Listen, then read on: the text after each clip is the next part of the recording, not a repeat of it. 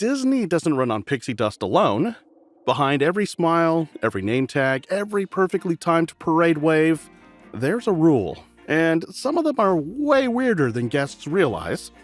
After spending years exploring Disney parks and paying attention to the tiny things that most people walk right past, I've noticed that cast members are trained to protect the magic in ways that are almost invisible.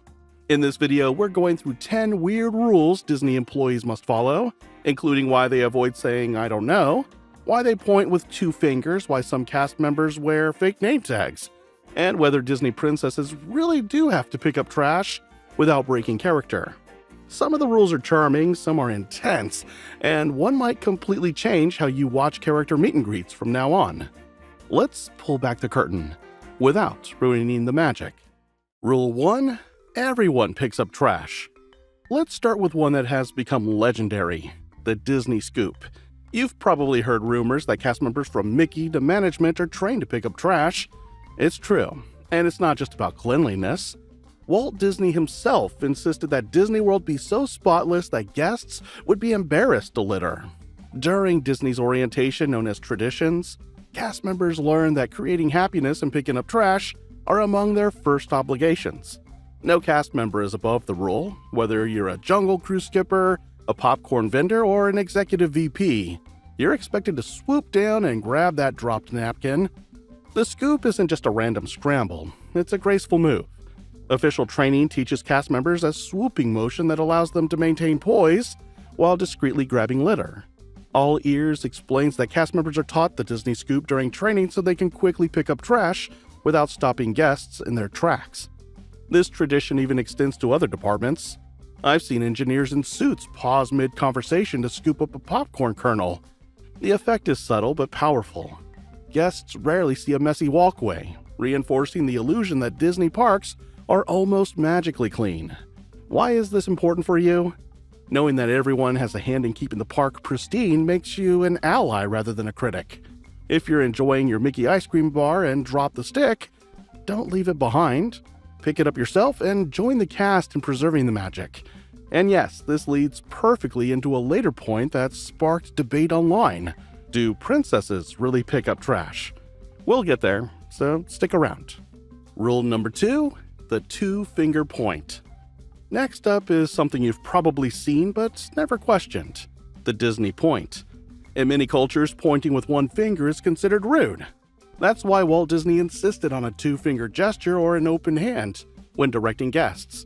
All Ears notes that cast members are trained to use a 2-finger point as part of their orientation.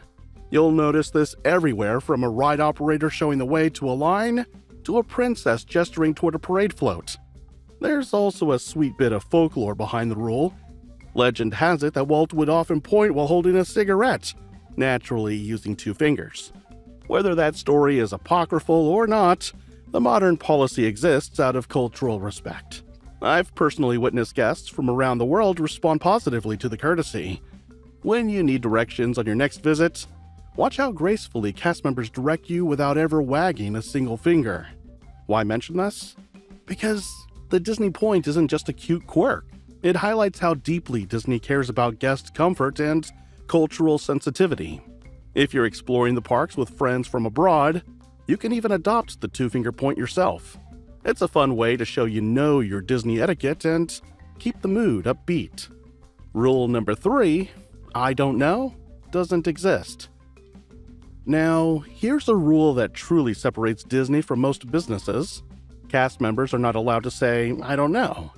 If a guest asks a question, the cast member must provide an answer or find someone who can. This rule springs from the belief that there is always a solution for the guest. The Travel elaborates that "I don't know" is banned because leaving a guest without assistance is the ultimate no-no. What happens if a cast member genuinely doesn't know the answer? They're trained to improvise and find help. It's not unusual to see a cast member pull out a radio or flag down a colleague to get accurate information.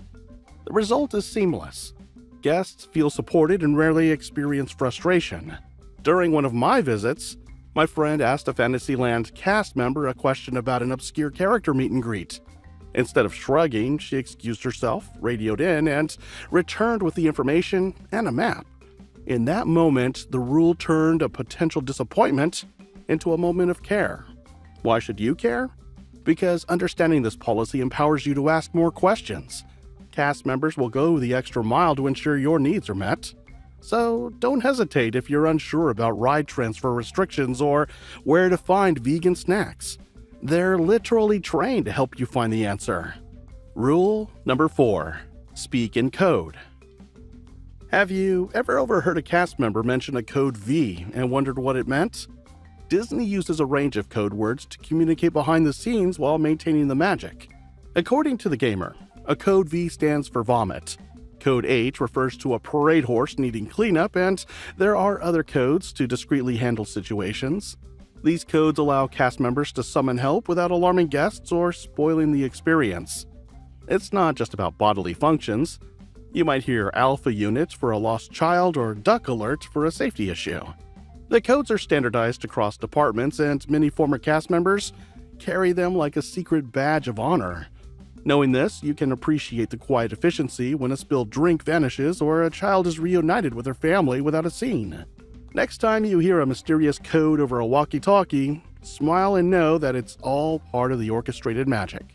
Up to now, we've mostly talked about guest-facing habits you can actually spot in the parks. But the next few rules, most guests never notice them at all, and Disney would probably prefer it stays that way. We're about to get into the hidden side of being a cast member. The secrecy rules, the appearance standards, and the bizarre identity tricks that help keep the illusion alive. This is where the rules stop feeling quirky and start feeling a little intense. Rule number 5. Secrets stay secret. Disney's immersion depends on keeping the backstage separate from the onstage experience. Cast members aren't allowed to reveal trade secrets or talk about their roles on social media. If you're friends with a character like Mickey or Elsa, you can't brag about it on Instagram. You'll notice that employees rarely speak about who plays whom. Even friends and family are told, "I'm friends with Belle," rather than, "I play Belle." This secrecy extends to behind-the-scenes footage and posting from restricted areas. The Travel article explains that cast members can't post behind-the-scenes magic on social media platforms. Why? Because part of Disney's appeal lies in the mystery. The moment you see Pooh taking off his head backstage, the illusion is shattered for you and everyone around you. By honoring this rule, cast members ensure every guest experiences the same wonder. For you as a guest, there's a lesson here. If you're lucky enough to be close with someone who works at the parks, don't pressure them to break this rule. Respecting the magic ensures that future generations can feel the same awe you did the first time you walked under the train station arches in red. Here, you leave today and enter the world of yesterday, tomorrow, and fantasy. Rule number 6. Unique names and temporary name tags. Here's where it gets really quirky. When Disney insisted that everyone be on a first-name basis, he didn't foresee how large the company would become. Today, cast members cannot work the same shift with someone who has the same first name. If there's already a senior Jennifer scheduled, a newer Jennifer will be given a temporary name tag with a different name. The Travel recounts that this policy promotes camaraderie and avoids confusion. But what happens if you lose or forget your name tag? Former cast members share that managers keep a stash of extra name tags, and you'll be assigned a random name for the day. A blog post on Our Magical Disney Moments notes that if you misplace your tag, management will lend you one, and you're encouraged to create a backstory for that temporary persona. Imagine being called Gary for a shift when your real name is Emily or Eric. One former cast member told me she once borrowed a name tag that said Teresa, and spent the whole day describing fictional travels through Toronto to any curious guest. It turned a mistake into a memorable interaction. This rule actually has a practical benefit for guests. Knowing cast members by their first names makes interactions feel personal. When you leave a compliment at guest relations or in the app, using a name ensures the right person receives recognition. Unless they're wearing a fake name tag, of course. It also serves as a conversation starter.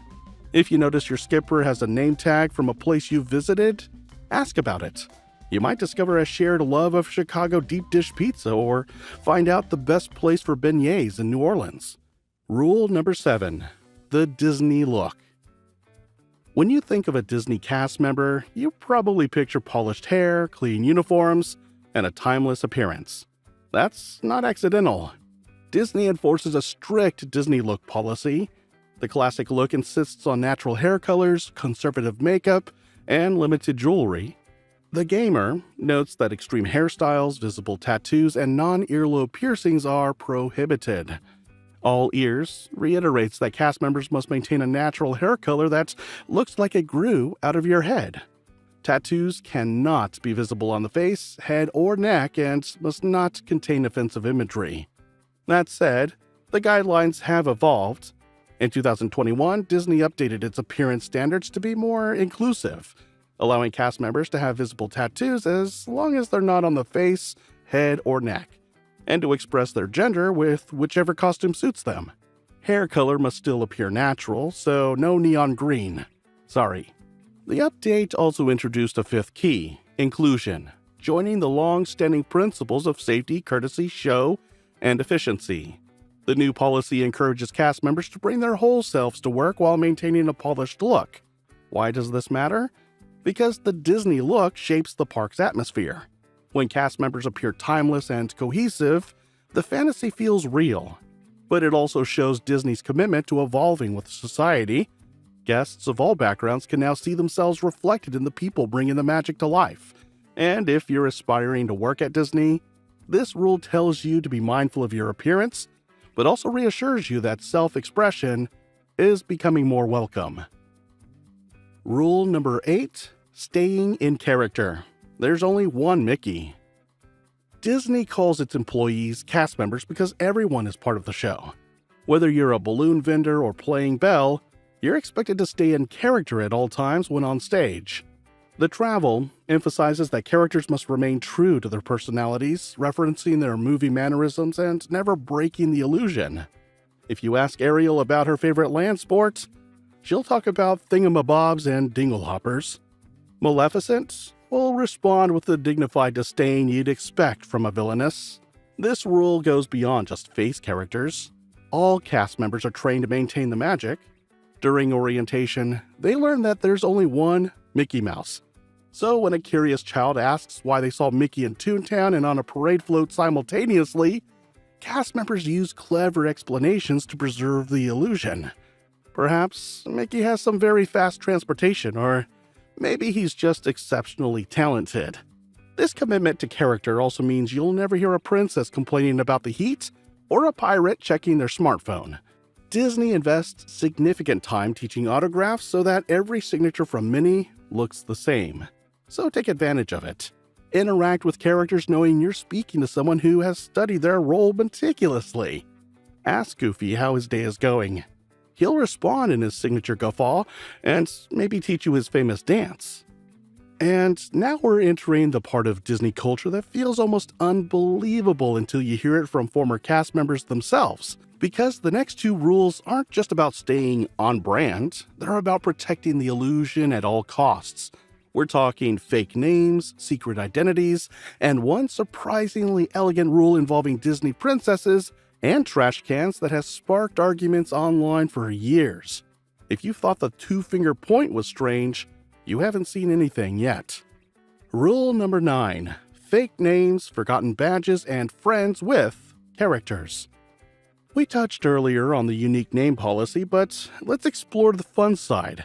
Fake names. Sometimes cast members end up using a name that isn't theirs, even if there isn't another Jennifer on shift. It can happen when they forget their badge or when a new name tag hasn't arrived yet. According to a former cast member's blog, managers keep loaner tags with assorted names. The employees are encouraged to invent a backstory for their temporary persona. For example, if you're wearing a name tag that says Mario from Chicago, you might joke with guests about your favorite deep dish pizza and your dream of becoming a plumber. It adds a layer of improvisation that cast members often relish. Another variation of name play happens with character performers. Because of the secrecy rule, you never play a character, you're friends with them. The phrasing maintains the idea that Mickey and his pals are real. The gamer points out that when performers do talk about their roles, they're instructed to say they're friends with the character rather than that they portray them.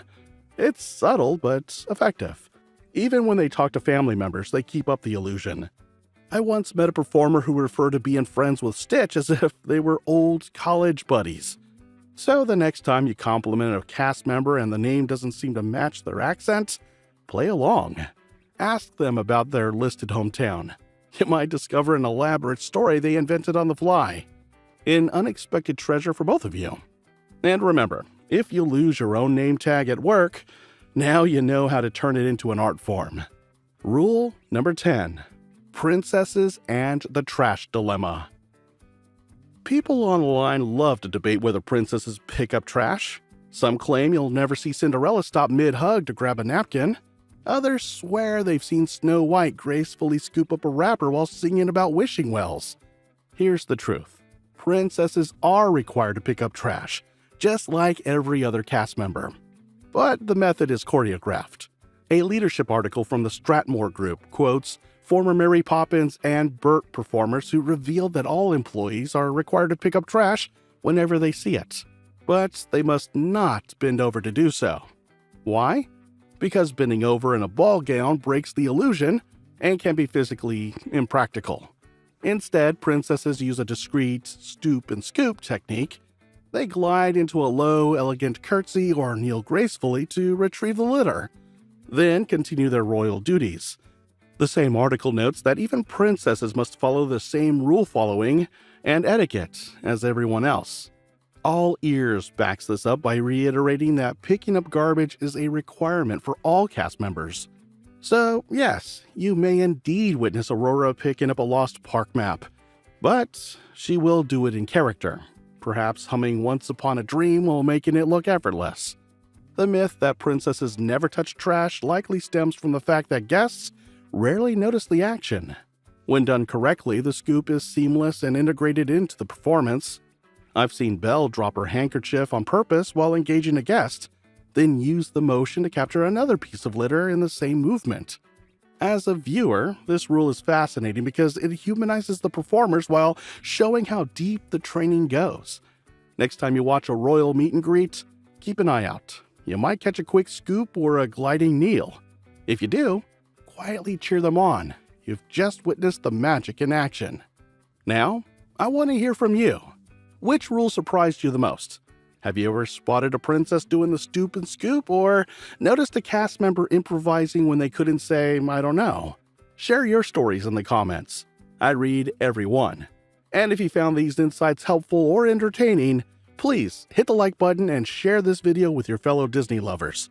Don't forget to subscribe for more deep dives into the secrets of the parks. We've only scratched the surface, and I've got plenty more to share. As you click on the next video on your screen, remember, your adventure is just beginning.